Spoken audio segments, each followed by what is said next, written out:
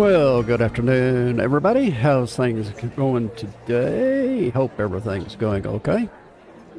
My name is Mitch, coming to you live from the Lamppost Coffee Shop in the Austin, Texas area. All week we're talking about personal branding, building a personal brand. And today we're going to talk about style.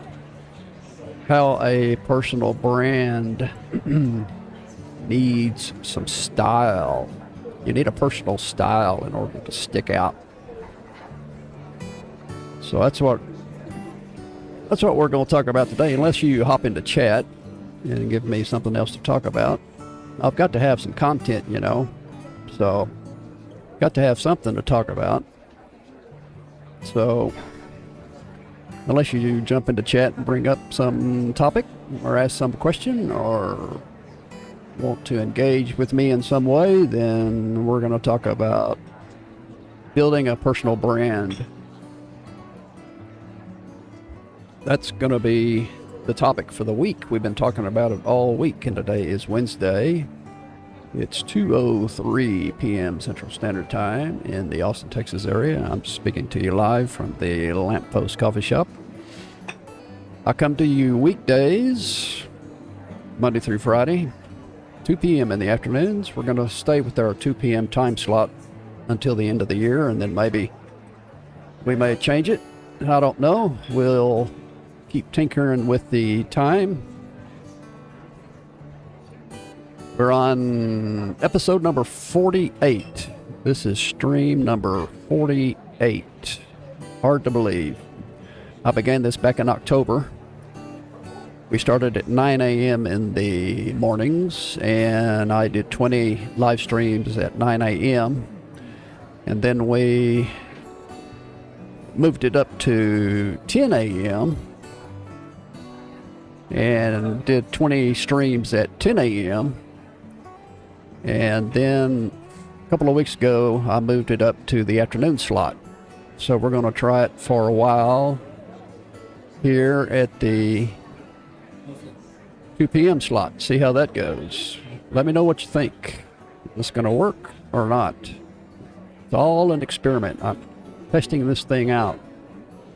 Live streaming every day is already odd enough, and so I wanted to do it daily so that I could do a lot of experimenting, figure out the timing, learn the process. Plus, coming to you from a public location has its own challenges because we have a coffee shop full of people, each of them doing their own thing on their laptops and having their own conversations, and so nobody gives a rip what I'm doing. I'm over here stuck up against the wall with my monitor and my cameras and my lighting and microphone, and it's a pretty easy setup, pretty portable, works really well, but the background noise can often be a problem at the location.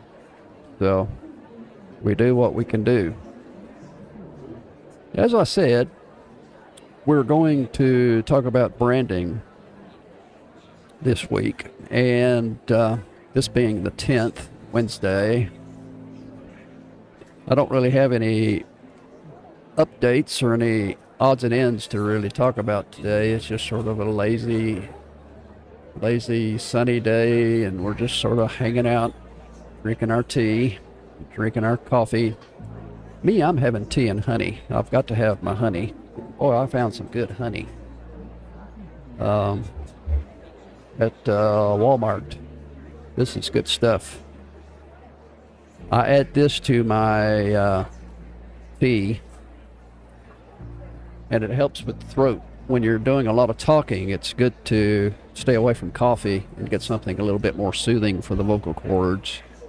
And I use a tea that you can buy at Walmart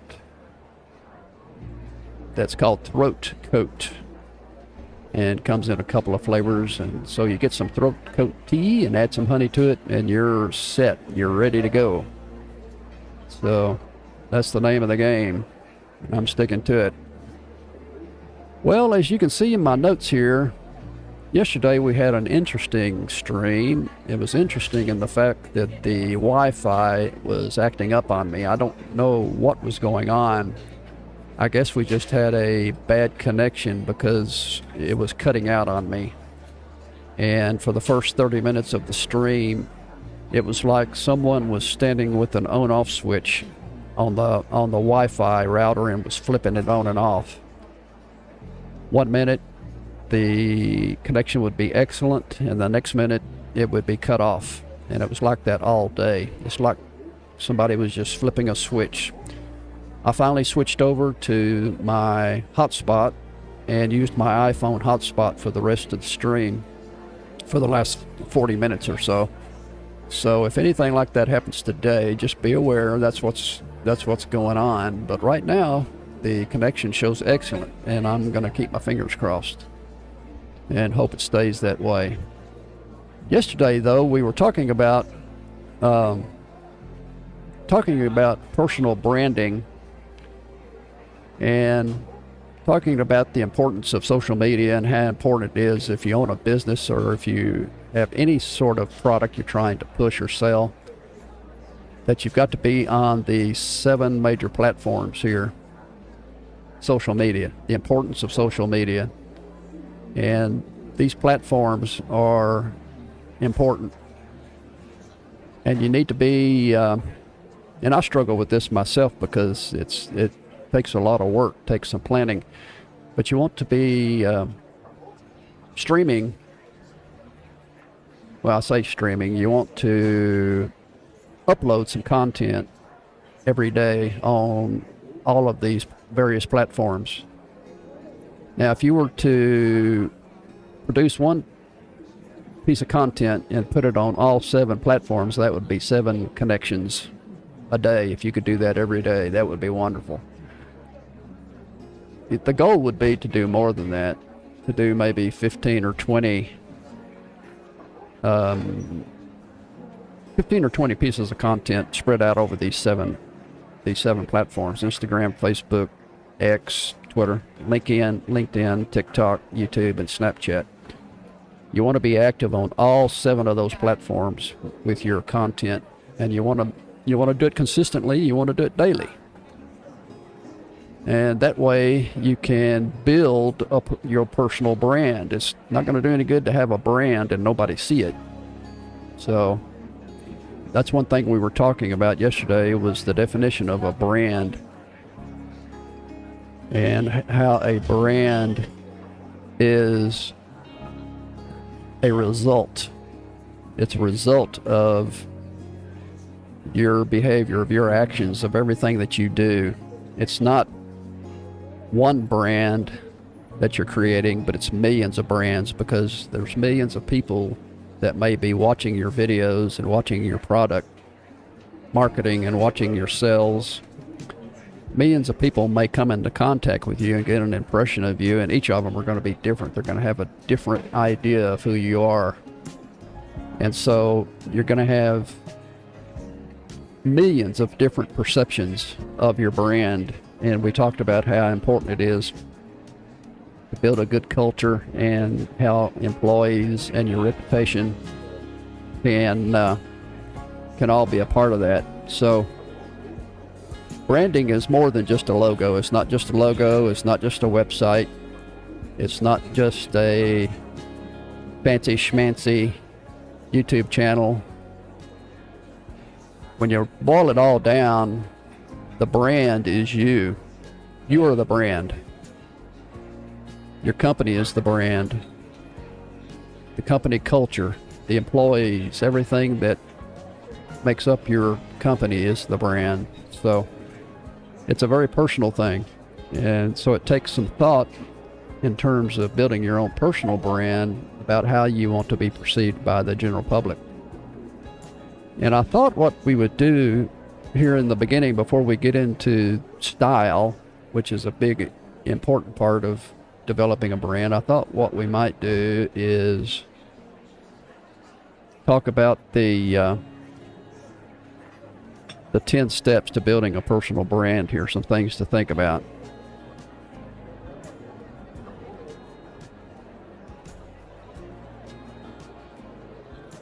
Well, sorry. There we go. Well, where is it? Lost my notes. There we go. The 10 steps to building a personal brand. And I got this from Chris Doe. And he went through these 10 steps in a seminar.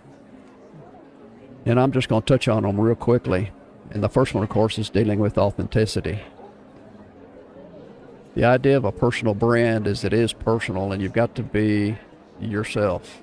We've got to be authentic. I've got to be me. It's like the old song, I've got to be me. I've got to be me. Oh, I've got such a wonderful voice. At any rate, in this day and age, people can see right through the fakery. So you got to be honest. You got to be authentic. And how authenticity is more important than having a particular image. The other thing, number 2, is the power of your origin story, where you're from, your cultural identity, your birthplace, your parents, what things have happened to you to make you the person you are. That's also important in terms of building your personal brand. And these things you have to work through. You need to sit down and write out a nice long description answer to each of these ideas here, because our personal story helps us build our brand. Me, for example, I'm from Texas. If you can tell from my southern accent, my Texas drawl, I'm a Texan through and through. I was born in the oldest town in the state of Texas, Nacogdoches. Nacogdoches was the gateway, the frontier gateway into Texas, back before Texas was even a state. And Stephen F. Austin made his way through Nacogdoches on his way south to set up land grants to bring people into Texas. And so Nacogdoches has been a big part of our Texas history. And I was born in Nacogdoches, as was my brother, my 2 brothers. So actually, I don't think Mike was born in Nacogdoches. I think Wayne was. Wayne and I were. I know I was, because I've seen my birth certificate. So, at any rate, that's a part of my cultural history. East Texas, West Texas. I actually was raised and grew up in North Texas, Wichita Falls area. So, being a Texan is a part of my cultural heritage, and it's a part of who I am. And so if I'm thinking about building a personal brand, I've got to think about my Texas heritage. I've got to think about the values that we Texans have and hold dear. And one of the biggest things that we Texans have, especially us native Texans, I'm not talking about you people who have moved here from Chicago or San Francisco. I'm talking about us native Texans who were born and raised here. It's in our DNA. It's this idea of independence. It goes back to the days of the Alamo when we had people fighting for their independence. It's a part of our culture. It's a part of our DNA. We are an independent people. In fact, many of us, and I'm not so sure that I'm against this, would like to see us secede. Maybe become our own country, because Texas has one of the largest economies in the world. We rank in the top 10, I think, of world economies, just our state alone. So, you give us too much lip, we'll just pull out, and Texas will go back to being a republic, and we'll become our own independent state. Texas is the only state in the Union, in America, that was once its own republic. So we have this DNA, this stream of independence running through our veins. So don't mess with Texas. That's the bottom line, right? So what we're talking about here is coming up with your own cultural identity and your birthplace, your parents, the way you were raised, your origin story. Now that's a big part of your personal brand.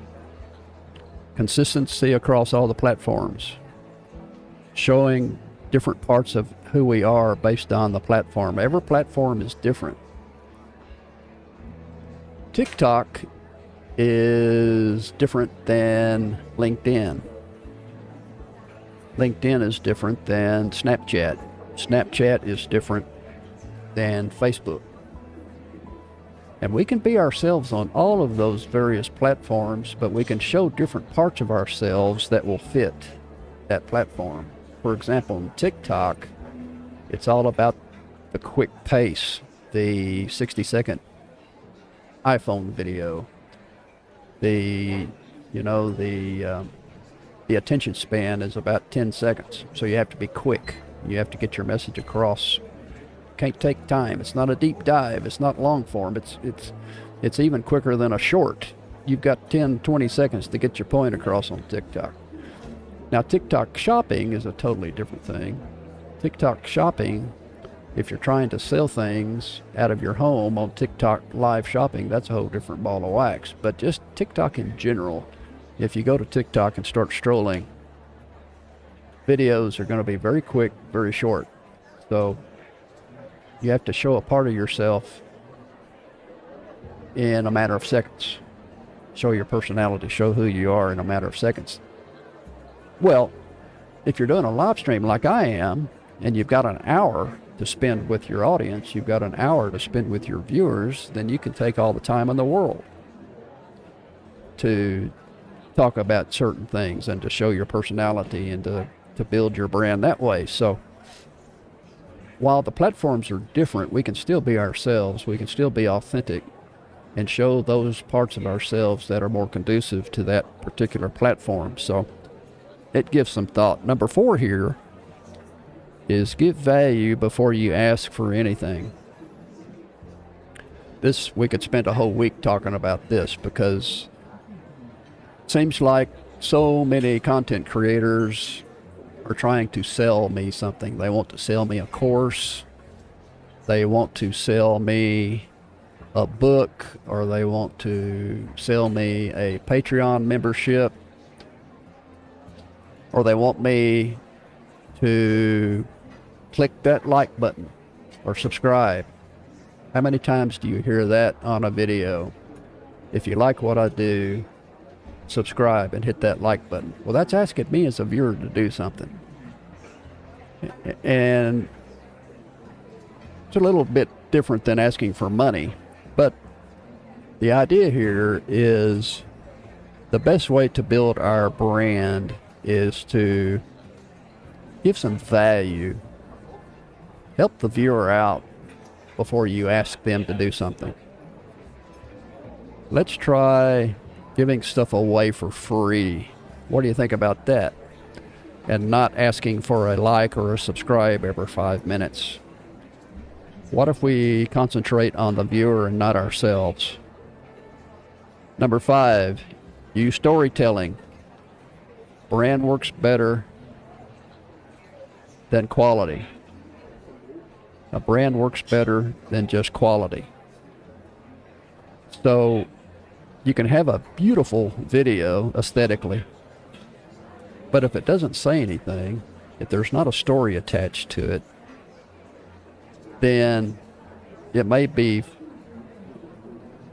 might be a very high quality video, but if it doesn't say anything, if you're not telling a story, if you're not including something about you personally in that video, then it's not going to work. A brand needs that personal touch. It needs that authenticity. Number 6, learn to build emotional connection with people at scale.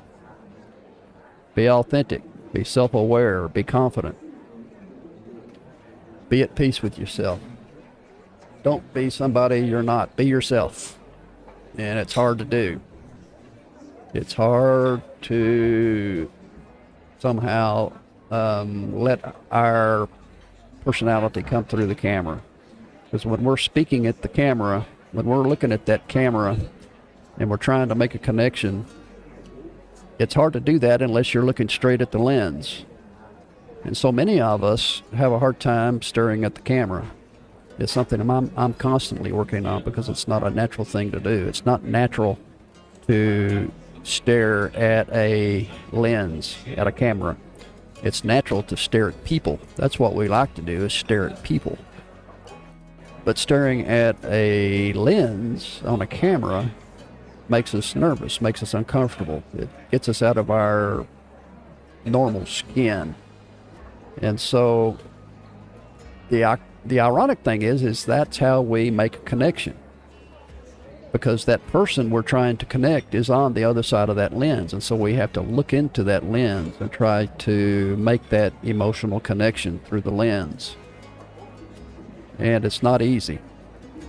Now, we can also make a personal connection. If you don't like being on camera, you can do that as well by other techniques. You can do a narrative, voiceover. You know, you can write a script that reflects your personality and reflects your innermost thoughts and your authenticity.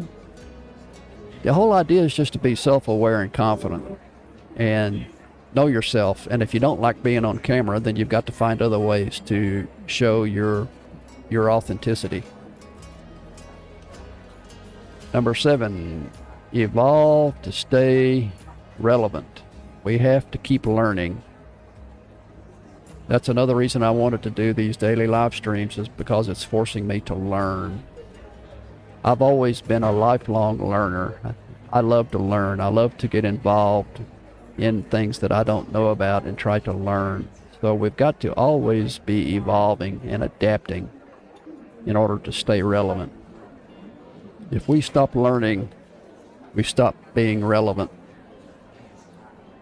Again, these are all steps toward building a personal brand. Engage your community, not just grow a community, but you want to engage with them. You want to get into comments and respond. If people take the time to make a comment on one of your videos, at least go in there and say thanks or respond in some way. I mean, even just clicking the heart button that is there is a step in the right direction.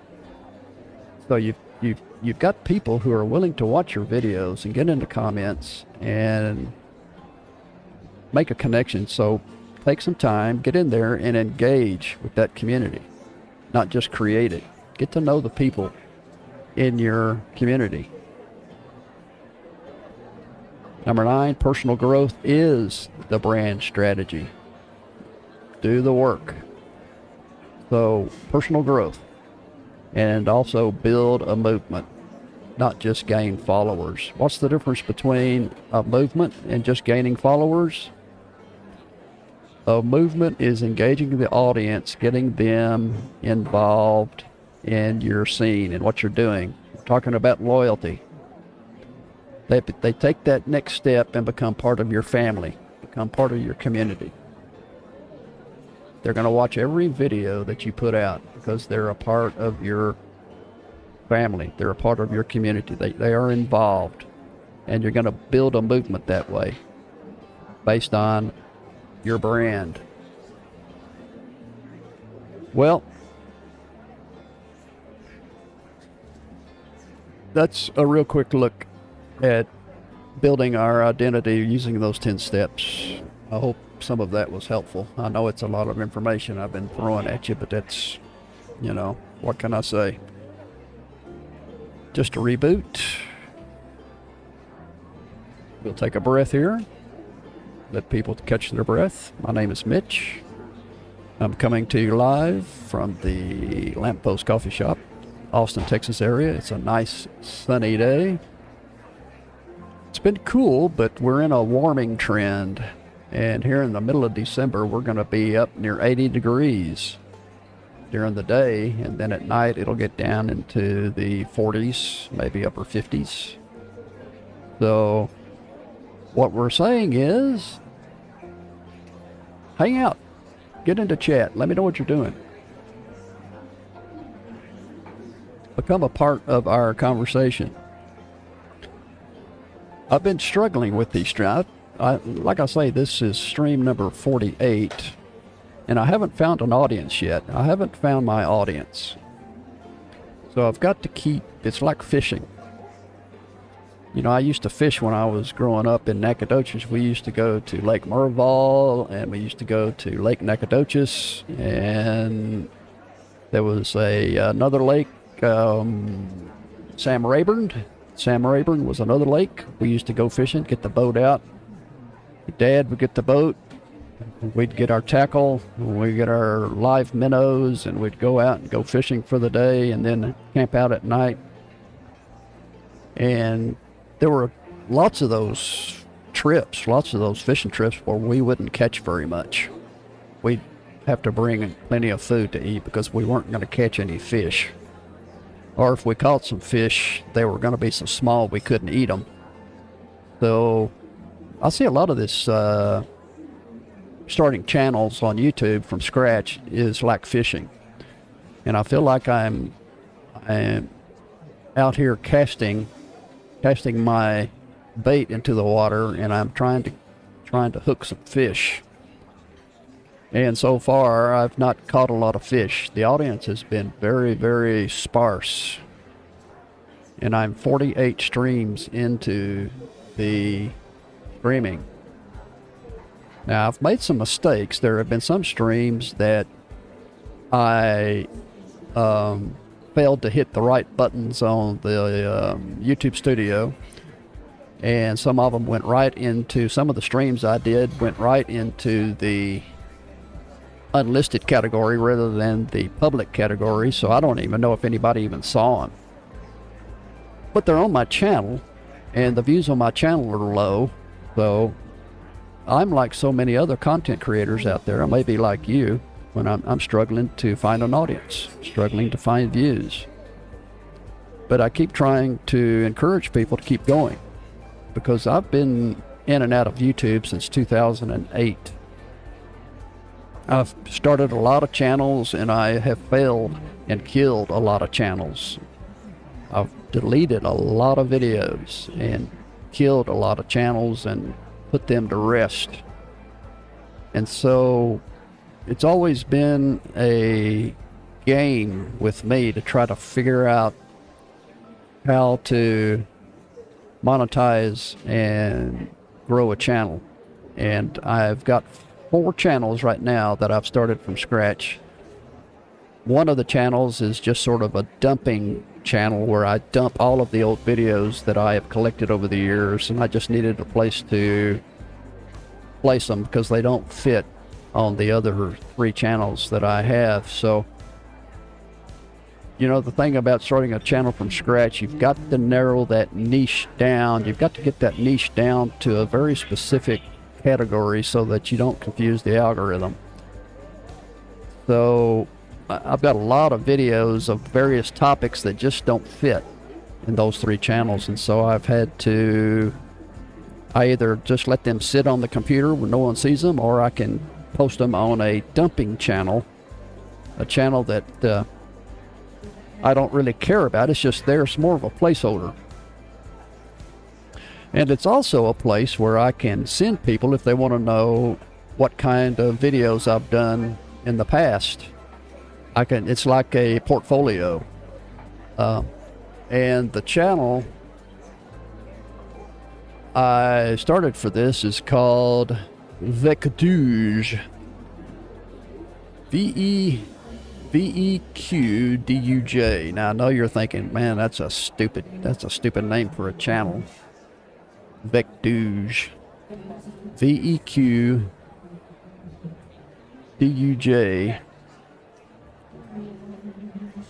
But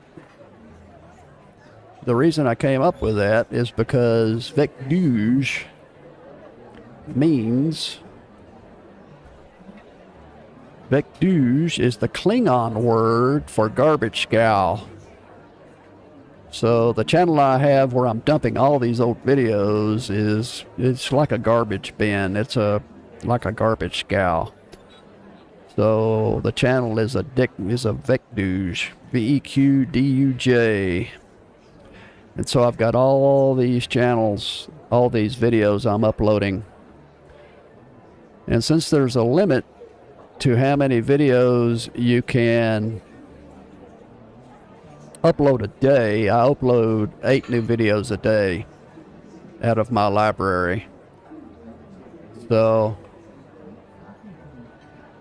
some of them are shorts, some of them are videos, long form videos, and they're all different various topics. And like I say, I don't really care. I'm not looking for this channel to even be monetized, but the point I was making, I guess, is that when we're thinking about building a personal brand and thinking about all of the things that we can do, it's all a part of what we've done in the past. It's a part of our history, part of our culture. It's part of who we are today. And a part of my YouTube journey has been all of those channels and all those things I've done in the past on YouTube. So Vecduge is sort of the portfolio, the resume of my video creation on YouTube. And I've got some videos on there that go all the way back to 2008. So that's the name of the tune, and I'm sticking to it. Well, let's see what else we were going to talk about today. Why don't you jump into chat? Let me know what you're doing. What's going on? Well, we are today talking about style, and we're talking about storytelling, and really what we want to talk about now in terms of building our personal brand is about telling a consistent story.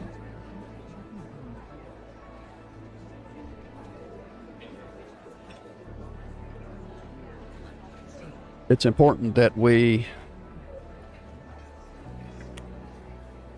come across in a consistent way so we don't confuse people.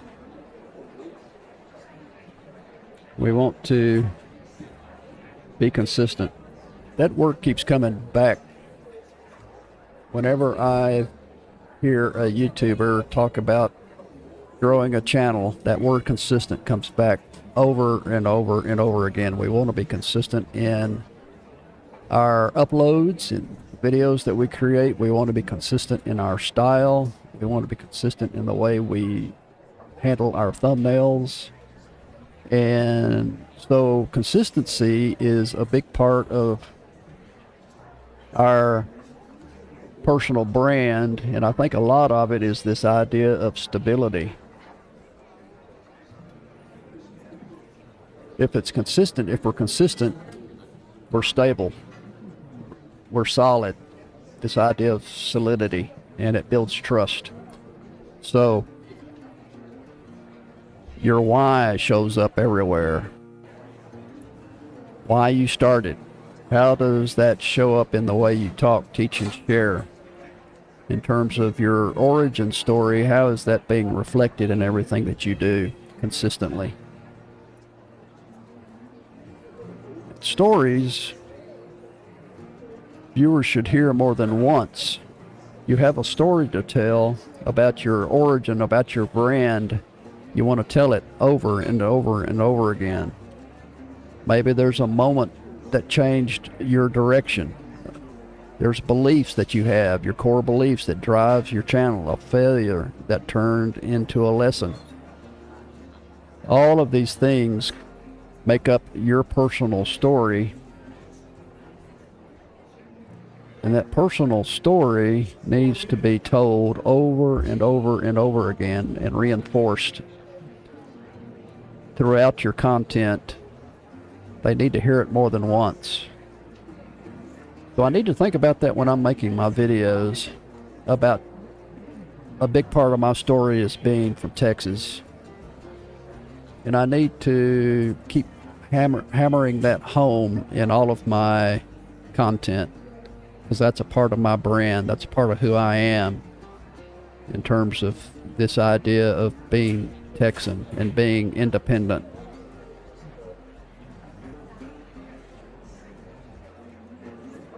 the independence that I feel is so strong in my blood veins. I've never wanted to be told what to do. I've always wanted to find my own way.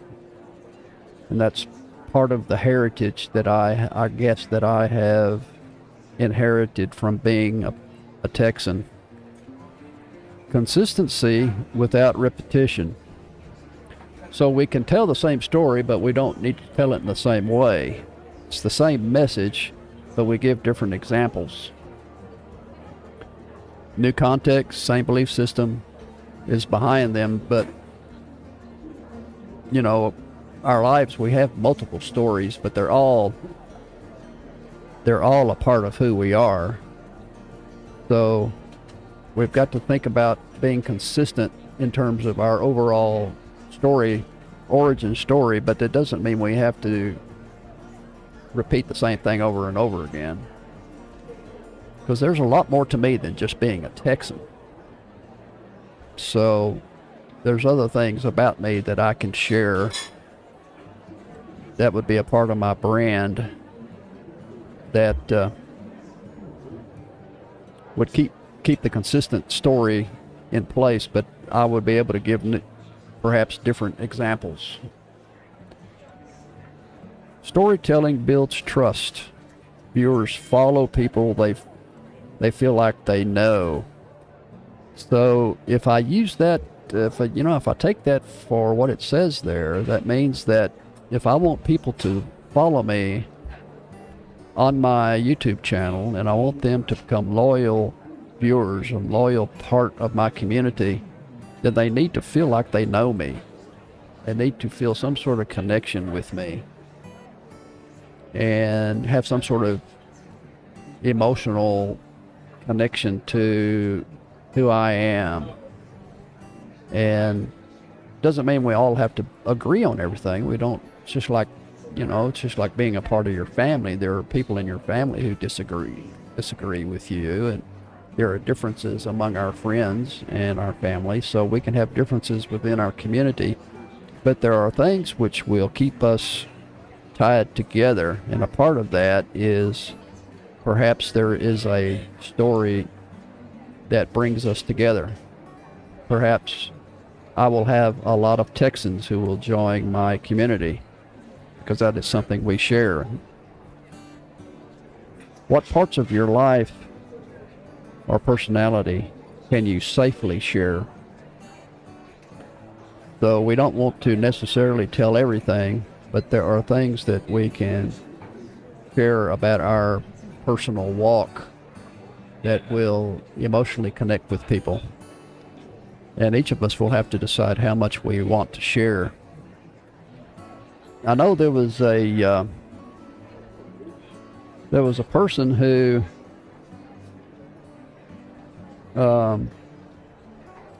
I heard the other day. I was watching a video, and he said that if we look at our well, sorry about that. I wanted to write on this thing. There it is.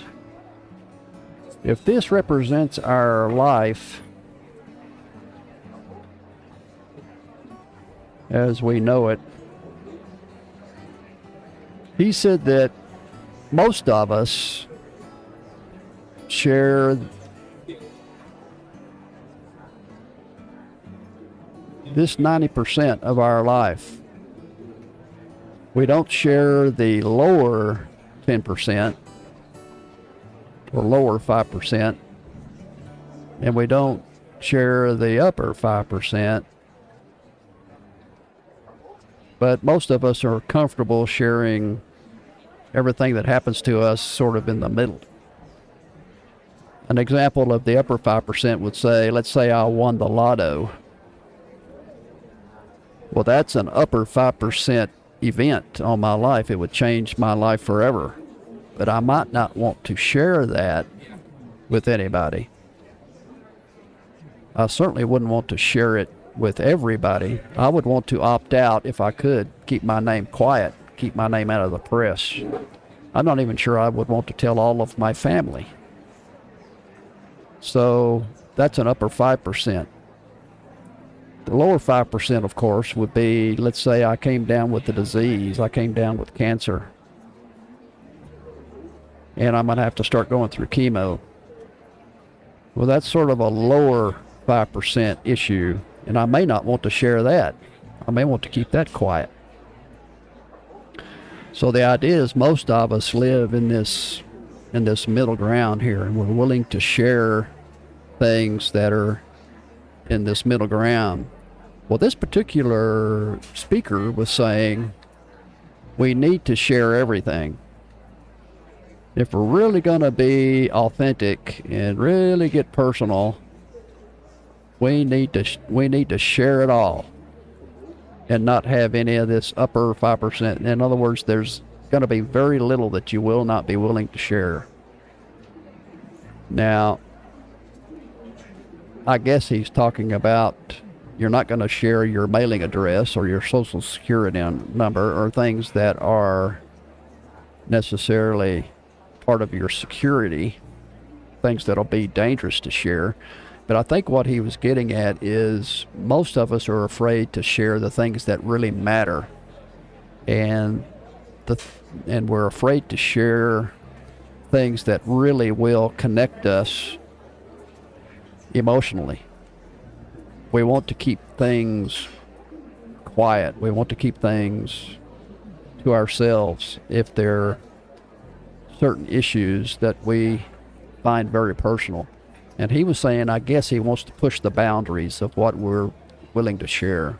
Be a little bit more open with our viewers, because that will that will grow that emotional connection. Because if you start sharing some really heartfelt and sincere and deeply felt problems that you're having, then people will respond to that. People will feel like they're connecting with us in our humanity. And so I think his point was we need to stretch the boundaries. I mean, you don't want to share your address and your social security number and the names of your kids, and there are certain things that you will want to do when you're online and you're in a YouTube community that you do want to keep close to the vest because of security issues.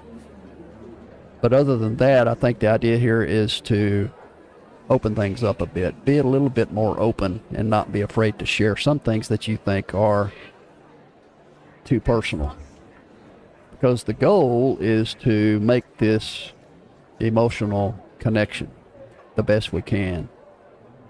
And the idea is this idea of consistency. That word consistency ought to be one of our favorite words when we think about creating content on YouTube.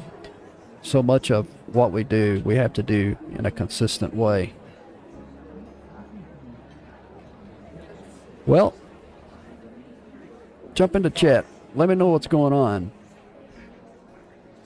If you're joining us, thanks for being here.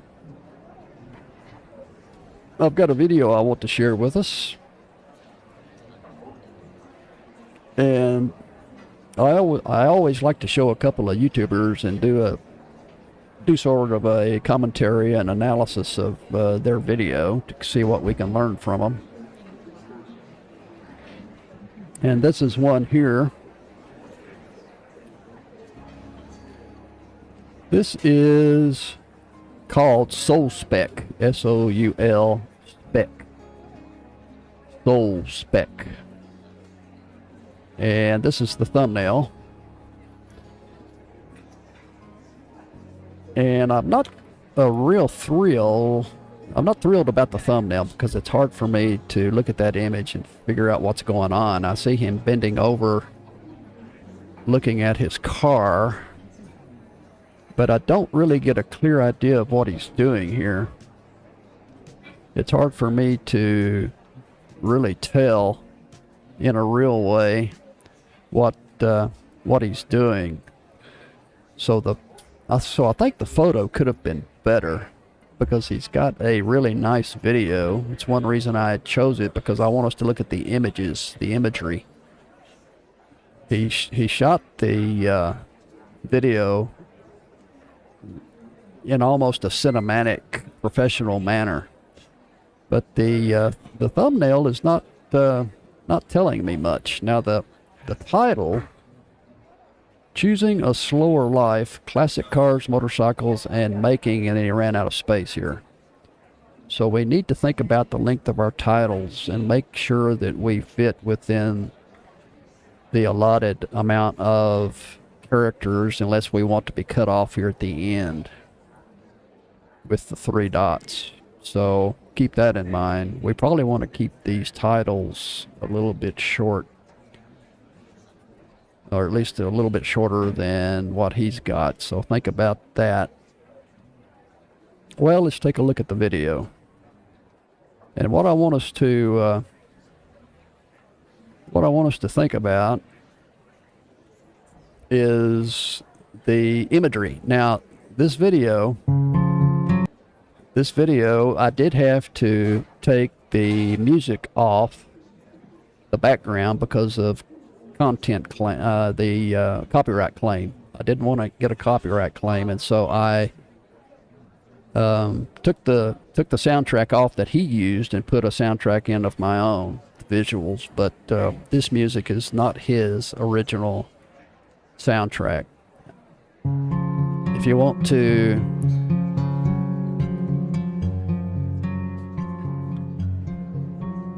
see his original video,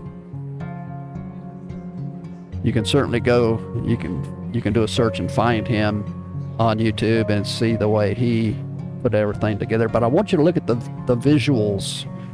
I want us to look at the shots he's making here.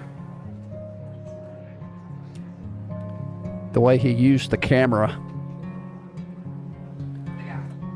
and the color and the lighting.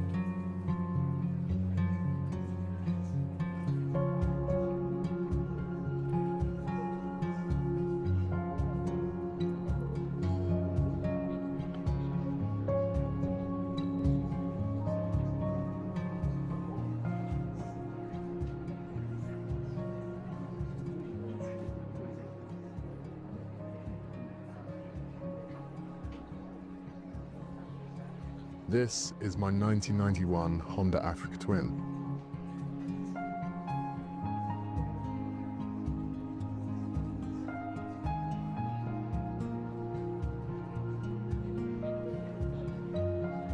I actually bought this bike almost exactly 2 years ago, and ever since I've had it, it's been a consistent source of joy in my life. So when I bought this bike, it was from a guy in Germany in a town called Essen. Now see this shot here? He's got his camera mounted to his motorcycle. I would love to see the mount and know what he used, because you know these kinds of shots are great to add to your content if you can make them. And he'd had the bike for I think over 10 years, and finally decided to get rid of it. So me and my dad, we drove for 16 hours one day there and back to Germany to go pick up the bike in a van, and it was a great adventure. I actually fell in love with the bike the moment I found it, but the more I spent time with it, the more I found that there was quite a lot wrong with it. So somewhat predictably, things got out of hand rather quickly, and before I knew it, I was stripping the entire bike down and rebuilding it in my living room, much to my girlfriend's dismay. So I ended up rebuilding the top end, the carbs, refreshing the entire suspension with progressive springs, changing pretty much every bearing there was on the bike, head bearings, wheel bearings, any suspension bearings. I rebuilt the wiring loom, I installed a new fuel system with a facet fuel pump, and the frame was welded and powder coated. None of this stuff I had ever done before, so it's kind of a baptism of fire, but I think it turned out pretty nice. So yeah, finally now the bike is mechanically perfect and I'm very happy, but all I can think about now is taking on another project.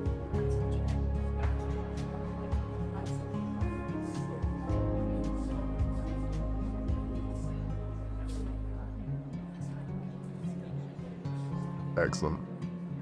Okay, so about a month ago, I went to Vietnam with a couple of my friends, and whilst we were there, we hired some Honda 190L motorcycles. It was actually the first time that I've ever ridden a lightweight single-cylinder trail bike.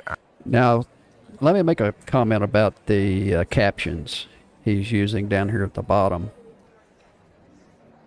They're awful small, and if you're watching this on your iPhone, there's no way you can read the captions, so it's kind of worthless if you can't read the captions. And it's so small,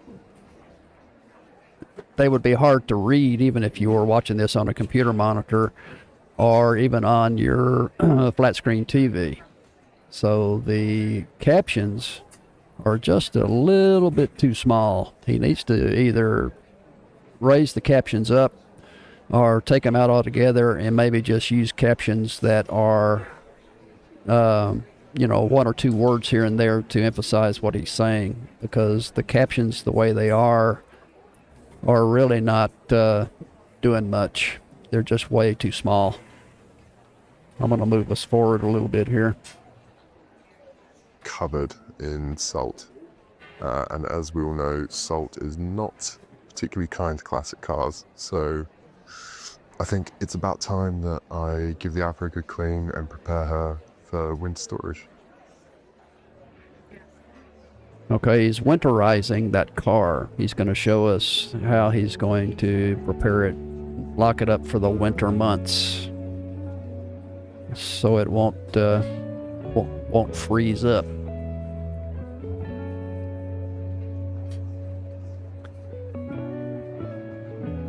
But again, I want to point out the camera angles, the camera shots, and the various cameras angles he's using here. Each shot, of course, requires some thought and the setting up of the camera.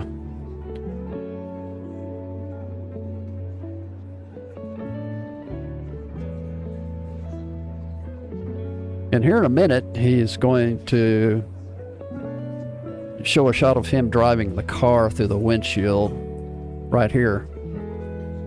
Now, he's got the camera mounted to his car.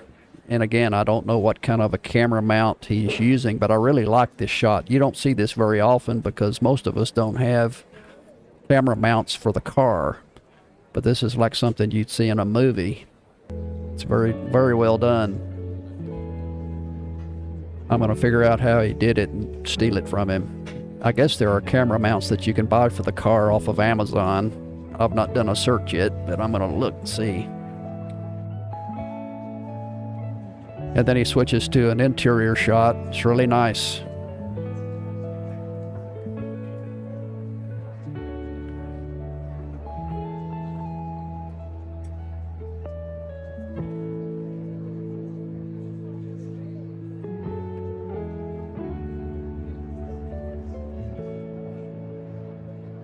And you notice these transition frames. He's using this transition right here. These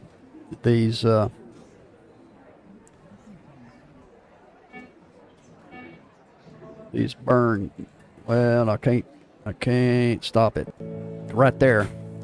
That flash burning frame. I don't know what you call it, but it's a good technique to make the transition between shots.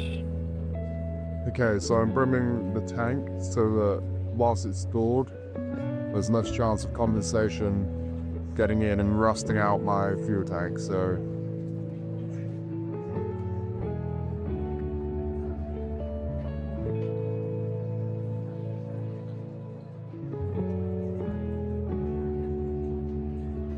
okay, we're going to move it forward a little bit. He's going to clean the car and wash it. Now there's the screenshot right there that he used on his thumbnail. So his thumbnail was just a screenshot from the video. So that's what he was doing on that thumbnail, was washing his car.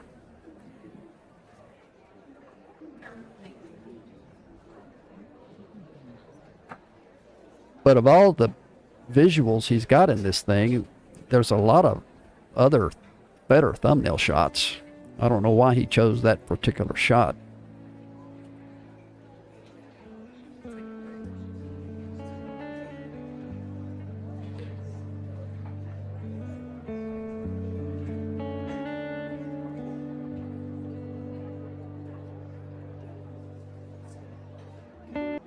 Okay, then he's going to talk about the air pressure, and then finally he puts the car to bed, wraps it up, gets it ready for the winter. So let's get close here to this is nice, where he lights a candle in the dark. It's well done. As I've got older, I've become more and more fascinated by the way that classic cars run and how they were made. But as a kid, I was always fascinated by how they look. And that's what Solspec is all about. It's my way of bringing that love for design, mechanics, and aesthetics into something physical that I can share with people like you and me. I'm developing a small line of products inspired by the things that we're all passionate about. Classic automotive design cues that are subtly weaved into products that even non-car people will love. These are just early prototypes that I'm working on at the moment, but they're the beginning of what Solspec is eventually going to become. Every piece that I'm designing is something that I would genuinely want to own myself, and it's all linked back to that passion for classic cars and motorbikes. I'm in the middle of building the store right now, but if all goes well, hopefully I can get it live early next year. If you want to follow the process and get updates, the best way to do so is by following me on this channel and on my Instagram. But if you'd also like to know when the store goes live and be one of the first people to see it, you go to solspec.com. There's a way that you can sign up for the email newsletter, and I will send you an email as soon as the store becomes available.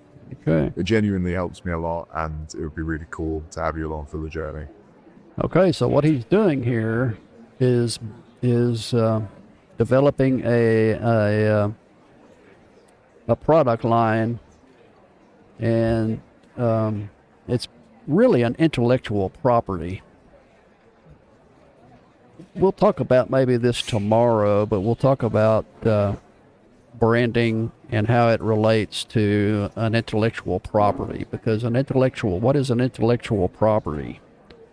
Well, we'll go over this again tomorrow, but just to touch base, an IP is anything you create with your mind that the law allows you to own, just like physical property.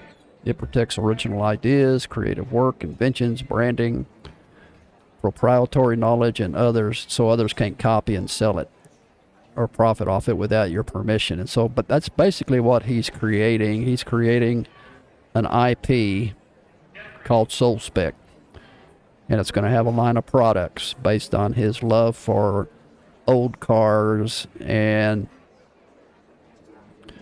what he likes to do with his cars. And so we'll talk about an IP, intellectual property, tomorrow, and kind of get an idea of what we can do to try to maybe create our own IPs, because they can be worth a lot of money if we really build one that becomes really popular and one that really starts to make money. Then we can, if we wish, put it on the market and sell it. So that's part of building a brand. You can build a brand with an intellect and have an intellectual property, build it up where it's making money, and then turn around and sell it. It happens all the time. So looks like we're gonna be, it's been about an hour. I tried to stream for an hour, and so I guess we ought to bring this one to a close today. Thank you, Lord, for the excellent Wi-Fi connection throughout the stream. Looks like we had a good live connection today, and no real hiccups that I can detect. So thanks for being with me, and we'll be back tomorrow, same time, 2 p.m. Central Standard Time, here from the Lamppost Coffee Shop, the Austin, Texas area. And we'll continue to talk about social media, YouTube, and specifically this week we're talking about building a personal brand. So be with us again tomorrow, and until then, go out and have a good day. Do something nice for somebody. We'll see you tomorrow.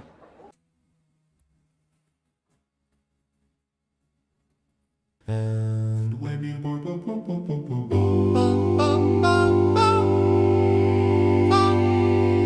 ba-da-ba-da-wop. Ba-da-ba-da-bum. Ba-da-ba-ba-bum.